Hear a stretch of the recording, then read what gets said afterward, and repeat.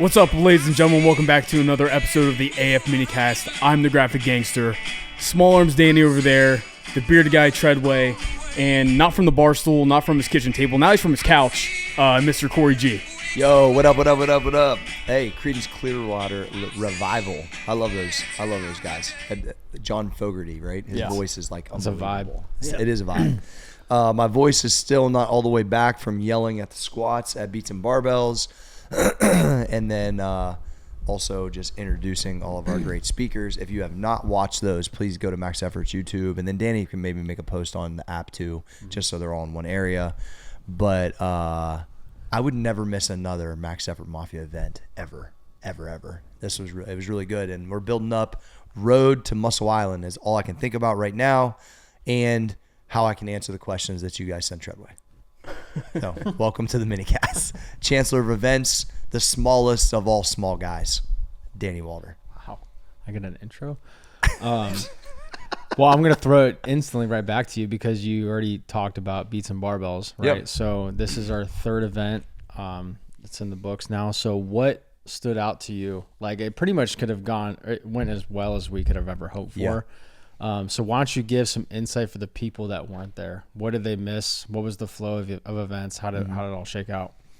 Yeah, so for you guys that are new, we had Beats and Barbells as pretty much a staple at Old School Gym, the last location for years during the Arnold Classic. A lot of these guys that work with me came to that event, when they were younger, and just like a lot of people that were just in town would come, where we would just have Dami and Boogie spinning records for 2 hours. We'd lift, take weights. So it's almost like half powerlifting meet, half bodybuilding show. Fucking, you got people doing CrossFit, Olympic lifting, all kinds of shit, right? Everybody's just enjoying that. They're up in the middle of the night. They're at a gym that they probably really have always wanted to train at.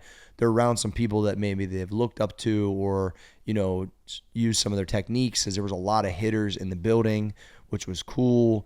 And just the camaraderie of like all those worlds meshing together. And that's something that Anthony Oliveira said to me. He's like, it was so cool because like we're doing multiply powerlifting, which normally has a little bit of a grouchy angriness to it. And then all these other people are doing all this other random shit, but everyone's like cool with everything. And he's like, I think his brain was like, what is happening? You know what I mean? And that's what we pride ourselves like, on that at Old School. So registration starts at 3:30 a.m. Right? You have 4 to 6, and I was the chancellor of events that day, not Danny. So 4 to 6, had a pretty hard cut, like right around 6 a.m.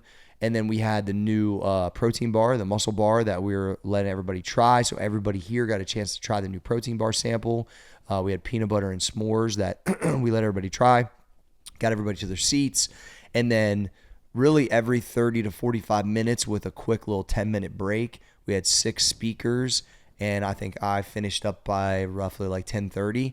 And so it was literally like a blur of awesomeness.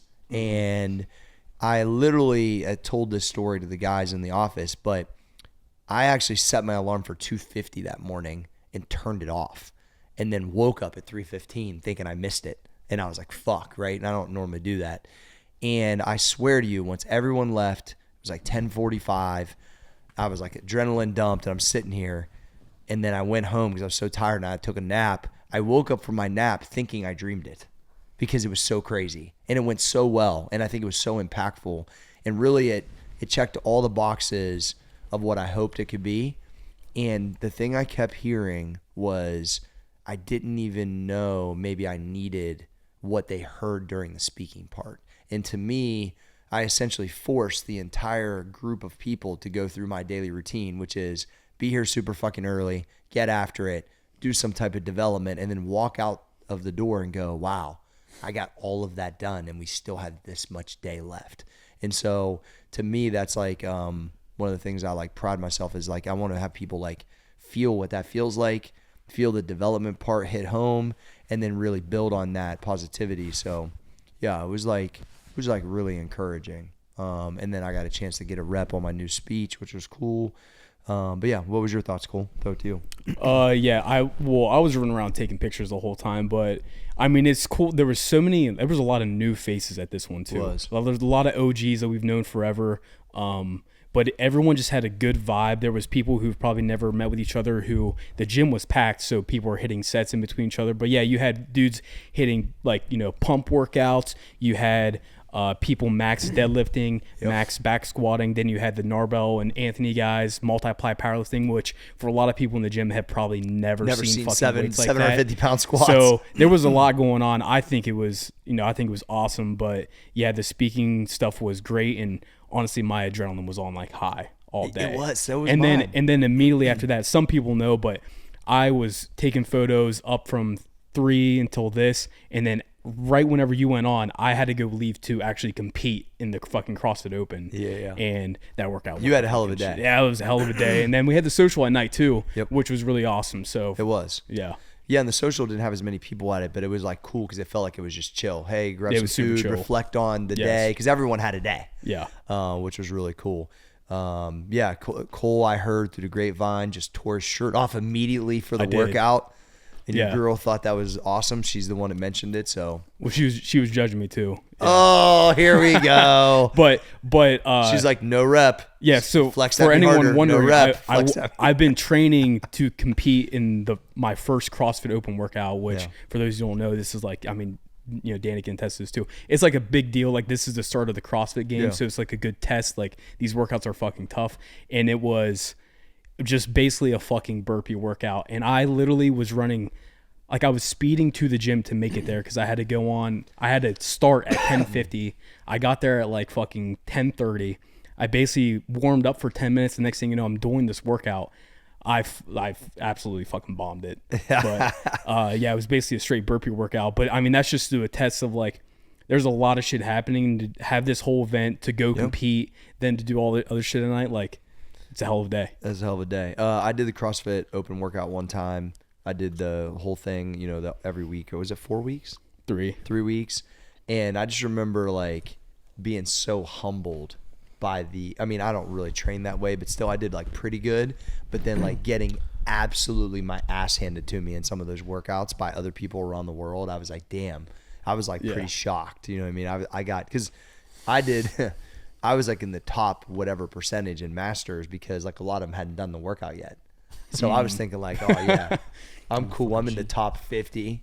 Yeah, motherfucker, I don't even do this. And then all of a sudden, the night all the scores come in, and I was like, yeah, I suck. All right, over to you, Treadway. What was your thoughts on the event? Yeah, I thought it was really cool. Kind of like Cole said, I wasn't in the gym as much because I was directing traffic, and then came in and got everything ready for the speakers. But it was really cool to hear everybody's individual story, and everyone had something unique to share with like different takeaways. And like shout out to Don, because we've been training with bands for so long, and he's getting questions from Anthony Oliveira about how to like boost his training with accommodating resistance, which was just super cool when you have people that are so highly regarded in their each respective field getting questions from the other panel. I thought that was really unique. It was really cool. And dude, Don having a captivated audience of people that actually want to listen to that level of content, I think reignited his excitement for the opportunities too. And I like that for him, being that I've known him all these years. Like, it's the worst when you're just talking and you know no one gives a fuck. But everyone gave a fuck. And I honestly thought awesome. Don's presentation might have been my favorite. It was awesome. Just because it really broke down like why the fuck bands work. And it made me think I need to start training with bands more often. Yeah, I mean, everyone should have them included in some type of waving. Yeah. I mean, no question.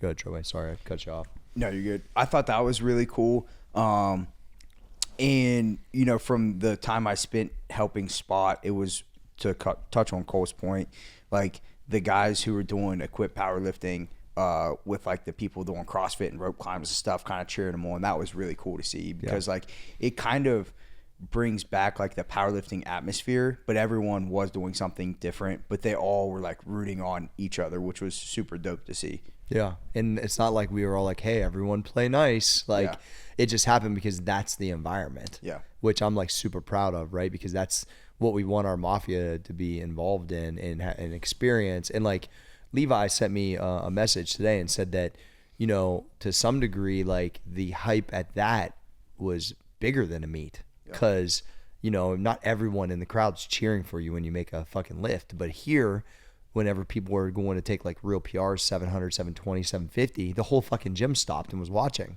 You had 100 motherfuckers cheering for you when you're coming up out of squat. Even Kyle Kirby, makes a PR, and that's what he says. Like, dude, it's just people stand all around the squat rack. It's like more like you should see like in them college weight rooms. Yep. And that's the kind of environment. So it was pretty cool. Yeah, it was awesome to see. Like, the community is just like next level. What do you think about from the speaker standpoint? Like, not a trick question. You don't have to say me, but who is like one of the people that you really like listening to? No bullshit. And I told Anthony this, and I think he thought I was joking, but I teared up like during his. Yeah. I thought his was really powerful. It was. I thought everyone had really good points in their own unique way. Agreed. And everyone had kind of a different delivery style, which was cool. But Anthony's story just about, which we had heard before, but just to hear him tell it in front of all those people and, struggling with addiction. And he was just so matter of fact about everything, where he's like, literally, you can do whatever you want. Don't give a fuck what anybody else thinks, was really cool because he lives it. And to see what he's done, being around Max and you and seeing where Anthony, when he would come in and you guys would write on the whiteboard, like how he could make this happen, and to see him do it. And then, all of his accolades with powerlifting, it was just really cool. Yeah. Seeing a guy like Anthony present, like, and be able to be that vulnerable, to stand up in front of a crowd and say, I used to steal from my parents because I had a drug problem. That's hard to do, bro. When I talked to him on the phone, I told him that. I was like, bro, he's like, yeah, man. He's like, that's where I came from. You know what I mean? And so it empowered, I think, a lot of people in the crowd. I think part of Jake's story too, like when people really think like, they're up against this, up against that, and they're looking at these guys saying that they made it on the other side. I think that they, you can never hear that enough as you're the person that hasn't made it through yet. And I think the reality was, like, what I took a lot of pride in was every one of these guys are my friends and I know their story. And I've maybe had like a little piece of where I've been able to help them with it, and to get to see them, to be able to, they were then adding value to the people that support us at Max. That was like really, really cool for me. Like, I think like, I don't know, like I felt even more like gratitude for that than I thought I would, I guess. Yeah, or I never for really sure. thought about it like to that level, Yeah. It was cool. And everyone, like, obviously they had different topics, but like everyone found a way to relate to everybody in the crowd, which was Agreed. really good. Yeah, I don't think top to bottom, I don't know, we could have asked for 5 better people that day. You know what I mean? So it was really cool. It was a lot of easy yeses from that group because of where they're at kind of in their what they're building. So, Danny? Well, you guys have pretty much said everything I was going to say, but I mean, I think it just comes down to like, it's almost like the sample size of the Arnold, like all the best parts of the Arnold, but it was here, and then just like, you could feel like the positivity. There wasn't that like douchebag, you know what I mean? And then, just all the conversations, all the new faces, that was all cool. And then just the variety of, like you guys said, the variety of things going on. Like there's some guy doing the 28 method, and then there's some dude fucking squatting a house, and then, so it's just a cool mashup of stuff. And it just further validates what we all were thinking all along. So that's cool to see. And then all the side stuff they were working on for the island, that's going to be another game changer too. So, well, the one thing I will say is that when people hear about sitting there and listening to speakers or whatever, if you've never really been to an event like that, it's kind of hard to understand what you can really get from it. So obviously most people came here to go to Beats and Barbells and then like thought, yeah, maybe I'll stay for a speaker or two or whatever, right? But the impact that the speakers had on the people was evident. And I've heard it and seen it through messages, and the people that spoke are getting messages. And so, and back to Levi, because he had just messaged me before we started this, he's like, it just hit on things I didn't know I needed. And unless you put yourself in that environment for people to provide that value, you don't know if you need it. And I think that right there is a good takeaway, that when we're putting events together like this, it's because I already know, because I already been to these things, and I'm trying to put people in the right spots to try to offer as much value to our people. And so that was like, because I've never ran an event where we had speakers before. It was the first time. Mm-hmm. So I didn't know how it was going to go. I was just hoping by the time I got to go up there, there's like 5 people left for me. Yeah, I mean, the speakers though, I think yours, Anthony's, and Don's were probably my top 3 if I had to pick or whatever.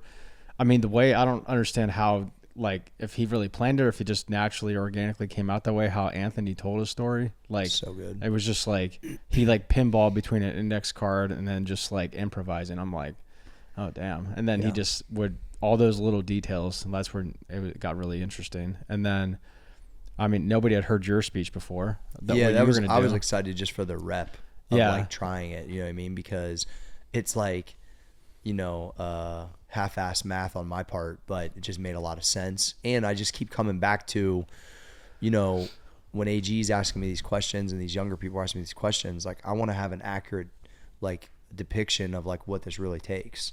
I don't want to be the guy that's not telling them the truth.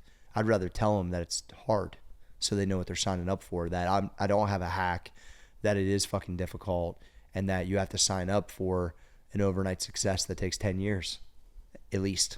And that's part of it, right? And there's a relentlessness to it, and that's really how I got here. So I think like I just am wanting to tell the truth, because there's a lot of people not telling the truth, and I think that, you know, formula kind of allows me to do more of that. Now I think it probably even costs more time than that, but at least that gives you a clear like situation of like, okay, this is what I'm signing up for. Happens sooner or later, I know. You know what I mean? So, and I didn't do a very good job of saying like, I think I mentioned it, but there was success along the entire way because I was in pursuit of it.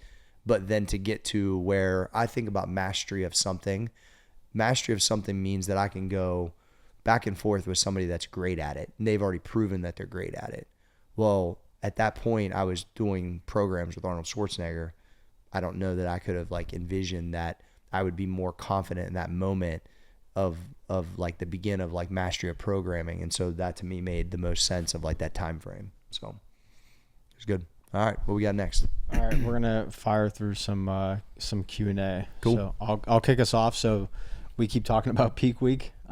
Things are gonna wind down for some people with I1 abs. So I'll just read it straight from here. So need some peak week advice. I've been doing 101.5 because I crave the sweet potato and have been on a steady decline in weight. Plus I look better in the mirror. Thinking of doing 101 or busy diet for the last 20 days. What are your thoughts? Well, so the one thing about the body, Cole can attest to this, as he's had some plateaus and got through, like mild changes are important. Mega changes sometimes, like maybe towards the end are okay. But like going from just 101.5 to 101, probably first, then maybe going to the busy diet. Or like, you know, when Cole made the shift to doing like the old school anabolic diet, he was stuck at that spot for a little while. So it needed, like he was up against like some static, right? So the problem is I've had times where I've been getting ready for shows where all of a sudden I thought I needed to do something wildly different. But the reality was my trajectory was still happening. And so a mild change, not a mega change. So like going from 101.5 to the busy diet might be too much all at first. But going to 101 for a week, then maybe the busy diet the following week might make more sense. So I would just think about it like in that scale. When I'm helping some of the guys one-on-one, I think they want me to tell them to jump to this. But once you get to a busy diet, you can't really take much away from that. I mean, you can shift from fish to beef, but you have to be real careful because it's already like pretty low calorie. So there's almost like, that's where a lot of those old fitness chicks had metabolic damage, because they already ate 800 calories, then stopped losing fat, and then they're doing more cardio. And so there's like this relationship you've got to be really careful with. And so I would just increment it to 101 for like a week, then go busy diet a week, and then say, okay, what do I got here? And then figure out what you do for the final week. That's what I would do. Because there was that one time that you were actually getting leaner. I mean, you weren't even lunging at that point, right? Because you had messed up your knee and you were eating sweet potatoes, right? Yeah. Why don't you talk about that just real Actually, quick? there was a time right before me and Treadway did like the second, or it was when we were dunking at my house mostly. And I got really lean, and I wasn't really doing hardly any conditioning. It was mostly from diet. And I hit a groove where I just must have hit just the right amount of carbs, the right amount of activity, and I just kept getting leaner, and I was like, I just didn't want to fuck with it. And so that's what you've got to, you know, kind of start to understand about your body. Like when it's moving, and as long as it's like at a couple pounds a week or a pound a week, like, I mean, that's really good. And if it's mostly fat, you don't want to mess with it. You know, now there is a peak week situation, which we've referenced, and I need to look at the video and see if I need any changes, where you are trying to manipulate the last week like you would for a bodybuilding show for pictures. A lot of that's going to be super low carbs, not that much sodium, and there's some things that are in that I need to reevaluate. But for the most part, I would just be smart as those changes happen. Cool. Okay. Question 2, do you need to progressive overload your ab routine, or can you do the same thing every day? I mean, you can do the same thing every day. I don't know that you need to go like 10 reps heavy, then 12 reps heavy. I had probably some of the craziest abs on the internet, and I did 25-pound plate, 200 reps of weighted crunches every night before bed, 100 ab wheels every morning, and I used ankle weights for weighted straight legs, probably for another 50 to 100 reps every morning, and I did that shit for years. I know definitely last couple times, like it was, for like fucking 5 days a week at least, but I would say the stuff at night was almost every day. And so, yeah, I mean, at the end of the day, you just need to have them weighted, in my opinion, so they can be super bricked up, and it has to be often, but I wouldn't overthink it. I think this sounds like an overthinking question to me. I would say just follow what we've outlined and it's going to work. As long as you're lean enough, your abs are going to show and they're going to be bricked up. All right.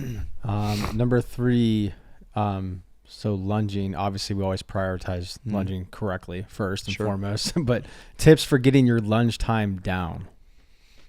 Yeah, tips for getting your lunge time down. Try harder. Literally. So what a lot of people do is like they feel that little baby about to burn and they just kind of stop, or they like slow up. I used to do this thing when I would come around the turn for like the 400, like I'd have 100 left, and I've never even said this out loud. I would literally like have my hand in the air. So some of you guys have been in the track with me, probably seen me, like I'd be like this, like basically like I'm like I'm number one, but I'd be going like this, thinking, hold on. I'd be like trying to turn off the pain thing in my head. So like I'd be like almost like telling myself I don't feel it. It's burning so fucking bad because I'm trying to push the lactic acid threshold to another level, in that I'm trying to go one after the other so fast. It's burning so bad that I'm trying to force myself into a whole different stratosphere. So I think it's an intensity thing. You have to fucking push yourself to where when you're done, you literally fall and you could not walk. And so most of the people I would say that probably ask this question probably have never pushed themselves to that point. And then you feel good a day, PR. Like you just fucking PR. You did it at 22, do it in fucking 21, 8, fucking 30 or whatever. So I think a lot of that just comes down to out the gate, push through the pain, and it's just an intensity thing. That's how you fucking get it better. That you get lighter, it's going to get better. You can do some weighted stuff, but I would say this is more of a question of intensity is my take. I don't know, Cole, you want to add to that? Yeah, that and if you're lighter, you'll go If you're faster. lighter, you'll go way faster. Same fucking diet too. Yeah. It all works together. For sure. Another way you could potentially tackle it too, whether you're doing 400 or 800, just like gamify it with yourself. You know what I mean? Yeah. You can do like 10 steps that are like kind of like a moderate pace, and then fucking put the pedal down for 10 and just alternate that. And then by the time you know it, you're already through at 400. Yeah. Call yourself soft. Yeah. Or a bitch ass hoe. Yeah, bitch ass hoe. Yeah. Okay. I'm going to turn it over to Sir Treadway here to my right. Sir Treadway, is that what you said? Well, that's good. With the beard. What up, Tread? All right, so I'm going to start with one that I thought I could help with too. Okay, sure. It wasn't in the questions that we got, so I'm going to start with this one. Okay. But it's from Allison Keeney, and she said that she was not able to lunge, so she had been running, and now she got hurt running, and she's feeling some popping. Her knee is a little bit swollen, and I've dealt with a lot of this before. But she kind of goes through what she's experiencing, like when she walks and she has these pops, or her knee will feel pressure or whatever, and it feels like it needs a pop. So how would you address that first? Well, first off, I wouldn't go from not being able to lunge to run. I would have, because I know Allison, I would recommend that you should have done the hill walking, because like I've just, with a couple of my one-on-one clients, they're now in good enough shape because they've been walking on the hill for months She said day? she did start with hill walking. And then went to running. And then went to running, but she didn't say how long she'd been doing it. Because I just then transitioned one of my clients to that 5 and 5, which is 5 up on the hill, 5 run. So I would just say get your level of fitness up on the incline for a while. Then you could go to the running. But, also she probably just needs some work dragging the sled backwards and just strengthening that whole area in general. But you're definitely more of a connoisseur on this, Treadway, so go ahead. Yeah, like, not to be a dick, but you're just weak. Yeah. Like, if you can't go, in my opinion, I think running is probably going to be more detrimental to you than lunging. If you can't lunge without pain, you probably can't lunge without pain. I think I said that backwards. Yeah. If you can't lunge without pain, you also can't run without pain. Yeah. So, like, don't think of running as a prerequisite for your lunges. I would almost test myself with lunging before I would try to run.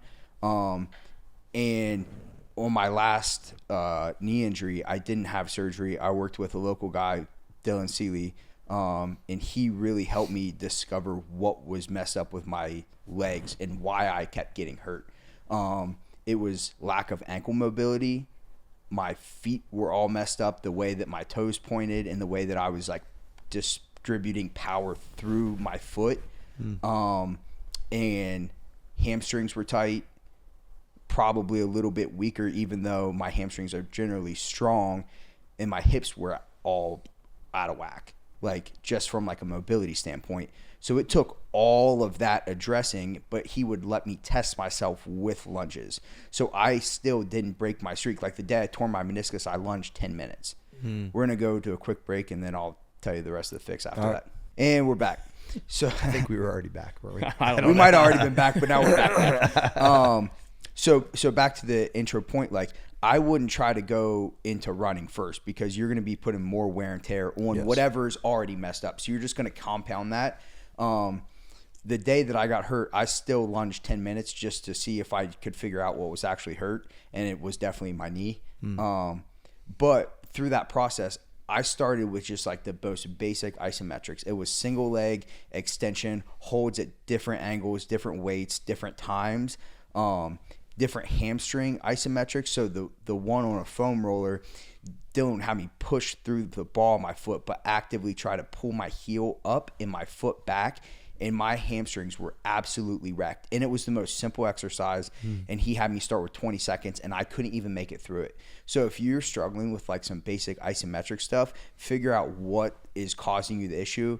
Like my knee popped too all the time, and it would get to the point where it would get so tight and it felt like there was something in it, and then it would pop and it would release, and it never hurt, which is exactly what you're saying you experienced.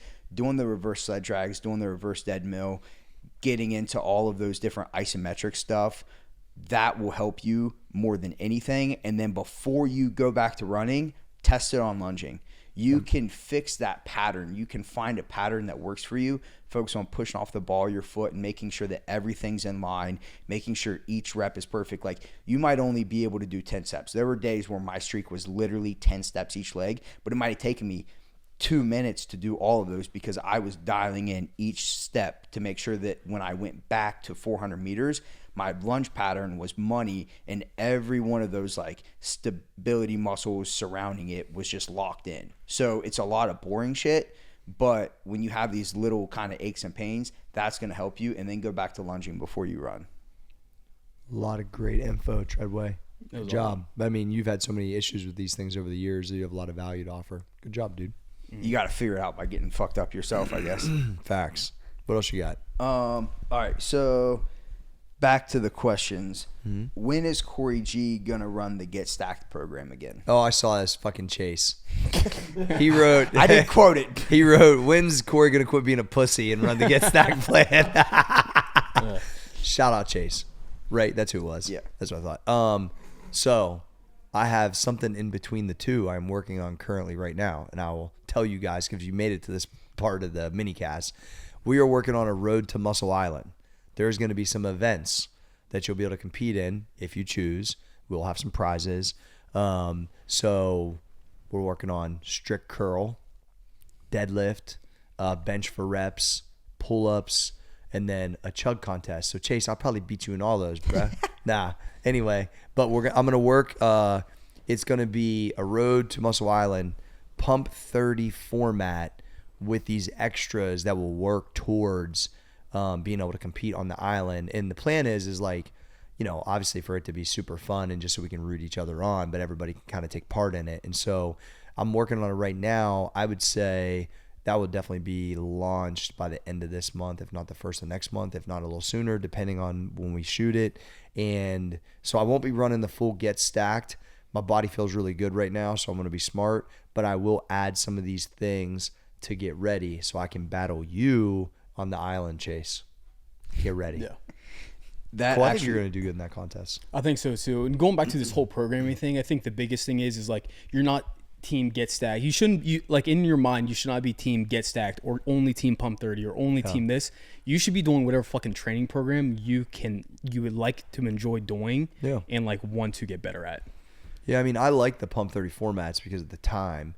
I mean, do I want to be under crazy weights and stuff? Sure. But I also did it for like a really long time. So I'm not really like, I don't know, watching the guy squat on Saturday was kind of difficult for me because I know I've made weights like that before.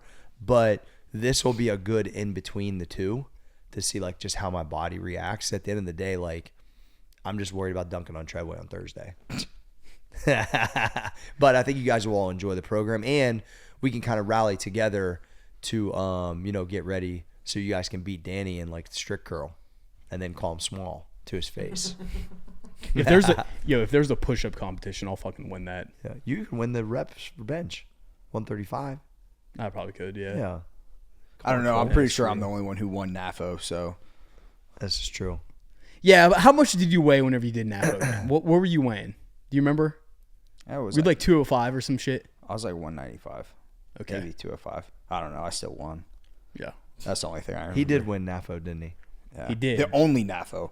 Only one that there ever was. we need to only champion. Bring that back. Hey, how ridiculous was that? It's honestly unbelievable. I mean, just the fact that we sat here and created how can we mash up our love for arms training and powerlifting meets and create a fucking ridiculous We might have to event. we might have to revisit. And the that. best part is like I think it's the stipulation that whenever you curl, you have to let out a moan. Like you have to let out some sort of grunt or moan. Like that's the best. I like how what was the equation? It was like arm size I have it divided written by down. body weight. Divided, it was like something legit. ridiculous. Yeah. For the coefficient. Yes. It was max curl plus max skull crusher times your arm size divided by your body weight or something like that. It was it's some equation. Elite. That's out an there. elite coefficient. It's somewhere. Speaking of the Muscle Island event and programming, the next question is the date locked for the Muscle Island party? Yeah. June 28th. June 28th. And then probably for you guys to know that I do the next level, we'll probably do a next level event June 27th. So the night before I'll have like a smaller business group, June 28th. And the idea for the 28th is different than the last Muscle Island party. This is like our family cookout. Like we'll probably start it like maybe around lunchtime. We'll have food. It's going to be all these events, hang out. I don't care if you bring your fucking fishing pole. Like, I just want people to come hang out on the island, like, you know, enjoy good music, food, watch some competition. Morgan's I talked to her yesterday. She's going to play some songs, bring her proper equipment so she can play a few extra. Just have a fucking blast. You know what I mean? So I'm looking forward to more like, and I think it will go into the night, but it's like, I want it to be just like, like a super chill, like fucking family reunion type vibe. I don't know. What do you think, Cole? Yeah, I think that'd be cool. Yeah, it's just different than like what we did last time. So I want each event to have its own situation. So it's like Beats and Barbells to me is a lock situation now. Like we know, and then we're going to work on the social part at night a little different, right? The fall event was really cool at Muscle Island because it was like the gym in the morning, party at night on the island. I even like that situation. And this one will be more of a summer vibe, like the summer. So that's what I'm trying to lock. Like, what's our real calendar look like ongoing with the Mafia subscription so we can continue to add new people and offer more value. And so, yeah, that's kind of my understanding of how I want to operate this event. Because people won't be rushed. You got to come a little bit earlier, a little bit later, whatever. We'll probably do some outline times like the bicep things at this time. You know, the next hour is the bench contest. Like maybe have like a schedule like that, which I think would be super cool. Food served at these times. Just have a fucking literally family reunion on Muscle Island. It's going to be sick. I'm excited for it. Yeah, I'm too. I'm really excited for it. What else we got? I got one more and then we'll kick to Cole. Can you use the greens as a complete vegetable replacement? And if so, when should I take them? Yeah, so the greens, I would say, so good example, like AF 102 or 101 and a half means he's eating a sweet potato for one of his main meals. He's eating vegetables for one of his meals. I would take it with the sweet potato meal. Is it 101 and you're just taking greens? I don't believe that that's what you should do. It's not enough calories. So it's in addition to, if you're following ones that have sweet potatoes in them. I think it's with, if you are following. Like now, if you ate a huge thing of vegetables for lunch and you didn't want to eat as much for dinner and use the greens, maybe there's a combo like that. But I don't think it's just a complete all-in, only vegetables. Now, when I'm on AF 102, I'm only taking that as my vegetable because there's not the vegetable or the main carb source is sweet potato. That's part of why I created it, is because during that phase, which I follow most of the part of the year, I was like, and then with the busy diet, using it as your vegetable. Once again, there's no other vegetables present. So I'm using it for my busy diet shake. So it is a replacement, but not if there's not an additional vegetable or something carb-wise. Does that make sense? Yep. Yeah, like if you're doing 101, you're not going to only take the greens and not eat your You're going to feel like death. Yeah, you would. Yeah, it's not enough food. It's not enough food. Yeah. Yeah, because you need that. Like, you need that amount of stuff in your stomach so you're not fucking the starving. volume. Yeah, the volume. Because if not, you're going to eat the fucking meat and the avocado and you're going to undereat and you're going to be like, I'm fucking hungry. And then you're going to flip out on you're going like, to fall. then you're going to kick the dog and yell at your wife. Yep. So you don't want to do that. Yep. All right, back to Cole. Yep. Yeah. All right, G, can we talk about the muscle bar? Yeah. Can you talk about, for the people who weren't here, I guess this is like a little precursor. What is the muscle bar, and how do you think you're going to utilize it in anabolic fasting? Yeah, and I could just give maybe a little background on how we got here. Yeah, absolutely. Right? So somebody reached out that was an acquaintance of mine and said, hey, would you be interested in creating a unique protein bar? And honestly, we haven't had bars in a while. For you guys who are OG Max Effort, you remember the Max Crispy Treats, which were cool, but it just didn't really jive at the time. And then I had Combat Crunch MP, which crushed it. And so I'm always up for it, but I wasn't say I was really looking for it. But then they said something I wasn't ready for. We can put 5 G's of creatine in it. I was like, ooh, now I'm really interested. And so then as creatine monohydrate is getting more popular, I've taken creatine off and on since I was 15. I've told you guys stories. I asked for it for Christmas. I even used to have this guy.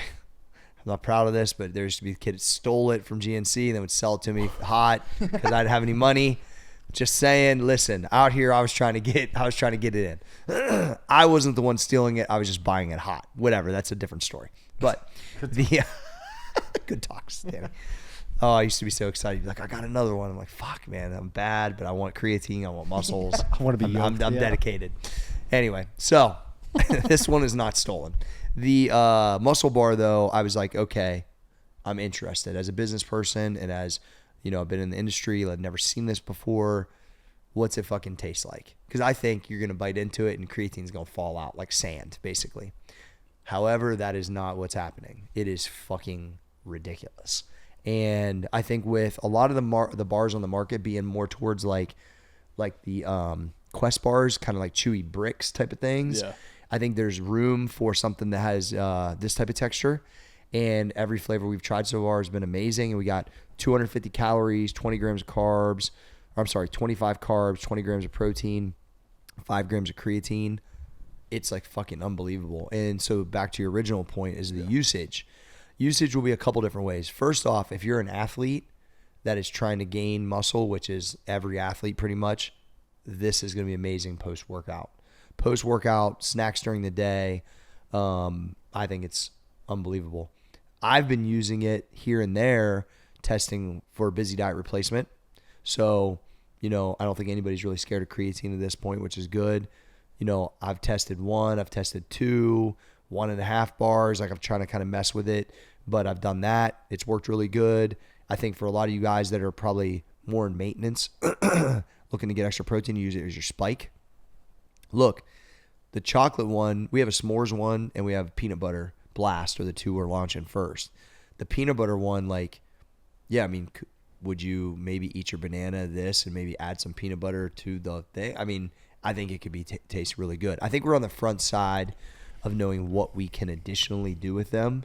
But my initial application is going to be any athlete, post-workout, or just a good snack for any person on the go that needs to do a busy diet situation, even if they're not following the busy diet, but they know they can't get the real food, use the bar. I think nighttime snack, use the bar. I think it's going to have a lot of applications, actually. Yeah, I just want to attest and try to put into words what these bars taste like and the quality. Yeah. So I'm a big protein bar connoisseur because coaching football and shit, I need something in between the games. So I've about tried every fucking protein bar at the gas station. Okay. And this bar, for the calories, the protein, and the creatine, and the taste and texture, there's fucking no other bar like it. Close. Like, this bar does not taste like a protein bar. This tastes like you're like being naughty a little bit. Like, you're like, are you sure there's really only this in it? Like, it's fucking good.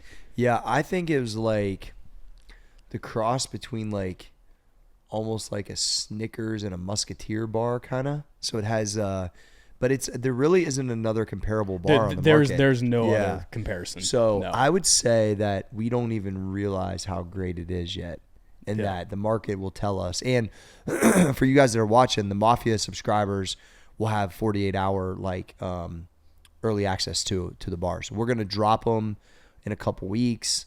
Very like supreme type of drop. They don't fit in the normal model. So like this was something I wasn't, entertaining doing. It's happening. Everything we've made tastes fucking great. There might be a bar of the month club eventually we're working on where we could do new flavor every month, which I think would be super dope. It's but we'll make sure if you are a subscriber, you will get early access. You will get first dibs. You will have the opportunity to get them. It doesn't fall in the normal pattern, but you will get early access. And then, we'll see how this thing kind of scales from there. But I'm like super excited about it. They're so fucking good. Yeah, they're so fucking good. I don't know. What do you guys think? You'll weigh in on the bars. What's your favorite flavor so far, Troy? So definitely s'mores of the two you listed. Of the ones we've tried, I don't like birthday cake, but that birthday cake was fucking money. The birthday cake was good. Yeah. Like, it's weird because kind of like Cole coaching all the time, I would just grab a protein bar, but I would always kind of like whatever, and then I would get like the lower calorie ones that are still expensive, and you don't get like you get 15 grams of protein. I'm like, what are we doing? Like, I'll just eat a candy bar, and this has been a godsend. Like, I think a lot of people are gonna fuck with this. I would agree. I think we're onto it. I'm excited about it. It's a new exciting thing for our company. I mean, the Mafia subscription is super fucking exciting. Like, people are getting a lot of value, seeing the event. I think it invigorates us as a team, too, to have all you guys there. And then to have this other offering that I didn't really see coming. Pretty exciting. Definitely is. What else you got, Cole? That's really all I got. That it? Okay. Yeah. Is there anything else we want to touch on? Yeah, I feel like this was a good episode. We'll wrap it up. I do have one other question. This is just something I was randomly thinking about this morning. So before, pre-anabolic fasting, you figuring that out, you would have the wild fluctuations going from 240 to whatever the fuck, 168 or 170. Yeah. So I want to talk about the fall off, whether it's after a shoot, whether it's after a show, a powerlifting meet. Yep. How do you prevent that from happening? Dude, this is a great segue. Because that's why we're doing what we're doing for the Road to Muscle Island. Here, listen to me as you're watching. We could cut this up and use it, I think, specifically, too, is you're going to do the I-1 abs, and you're not done. Now, you might be happy with the way you look, but you still need to have other things on your calendar. What I have created within these contests are I gave you a very concentrated time frame that is your bodybuilding show or photo shoot, whatever, right? Then there has to be other things that still are meaningful for you to help hold what you just created and the look that you got and to continue to be motivated. If you have nothing on your calendar, it is really difficult to be like, on Tuesday night, I'm not going to eat that little bit of macaroni and cheese on my kid's plate, right? But if you know June 28th, you're going to have your shirt off going against Cole in a fucking strict curl competition, telling Danny he's fucking small and sticking your tongue out at Treadway, you're going to not eat that fucking macaroni. And so that's the plan. And Chase might actually do all of those things, by the way. Those dudes are funny. So the reality is I'm going to do my best job to continue to give you calendar items that will make sure that you don't have hard fall-offs. And if you will just literally follow us, like, because you believe in us, you believe in what we're telling you, it will help you get to a point where then it's just what you and who you are.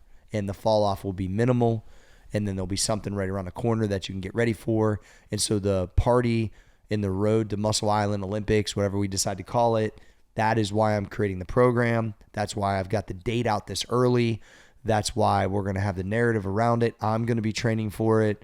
Like, we all will be to some degree. Like, I think that'll help tremendously. So you have to have something. And so I didn't do a very great job about that, because instead of going, okay, I'm 170, I go right to, I want to be a 220 powerlifter again. I should have been like, I'm going to compete at 81 for 1 or 2 meets. And then, you know what I mean? Like, I just didn't scale it very well. I was like just too all over the place. Definitely before anabolic fasting. Anabolic fasting helped me kind of keep that within the reins a lot better. You know what I mean? I mean, I'm an extreme person, so that's not really that surprising, but that definitely helped. Because I'm selfishly asking about that too, because like coming off of like a big event or something like that, it's really easy to just throw caution to the wind. You're just like, fuck it for 2 weeks, right? I mean, to some degree, whatever you did, like your CNS is fried and it needs to kind of recharge and stuff, but it's like having some sort of thing to keep you or to pull you back on the track sooner rather than later can be hard or difficult sometimes. I think 3 to 7 days where you're just trying to get it together will probably happen after some big push like this. But after that, like, you're just going to keep losing track. You need to be like, no, this, whatever I've set, vacation, whatever it is. I mean, I'm still to this day, like, my next one is I have vacation in 2 weeks. And then I have the April 1st thing with Kyle. Like, I've got things on my calendar that are like, I can't look not in shape for these things. Like, I have to be in shape. And then obviously when people come to the island, I'm trying to look like I'm about to go on stage. And then we'll have the hoop too. Like, shit might be going down, bro. Like, I need to be ready. Is the gold chain coming back? I mean, it's in my so where I keep all my stuff at, I've been looking at it and I've been like, yeah, I wonder if it's time to put that on. But I don't think I really earned the gold chain yet. You know what I mean? Just asking. So we out here though. It's coming close.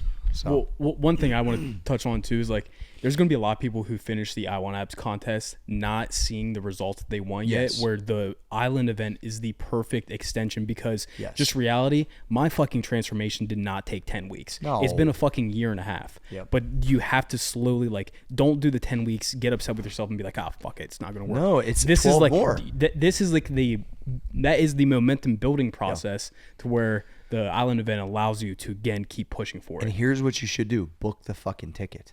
Yeah. Book the fucking ticket and book that's your own accountability to yourself. So you finish the I Want Abs, whatever ends up happening, you're not there yet.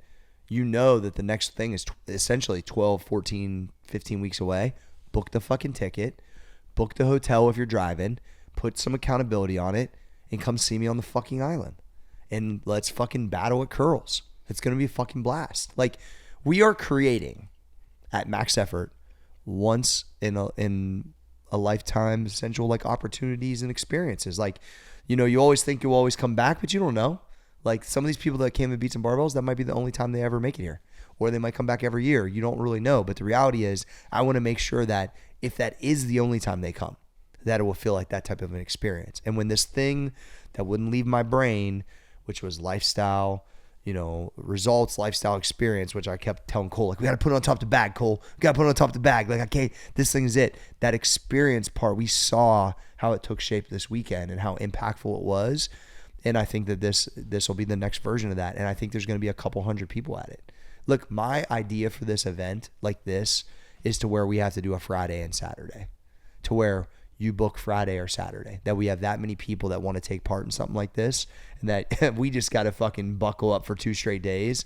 But that, if that's part of our job, is we got to hang out on the island and curl with people for 2 days. We've had worse days. It's true. So that's what I got to say about that. So thanks for adding that, Cole. Mm-hmm. We good? Yeah. All right, this is another great episode of the AF Minicast. If you have any more questions or want to hear us talk about something, Drop a comment on G Social. I'm the Graphic Gangster. Small Arms Danny.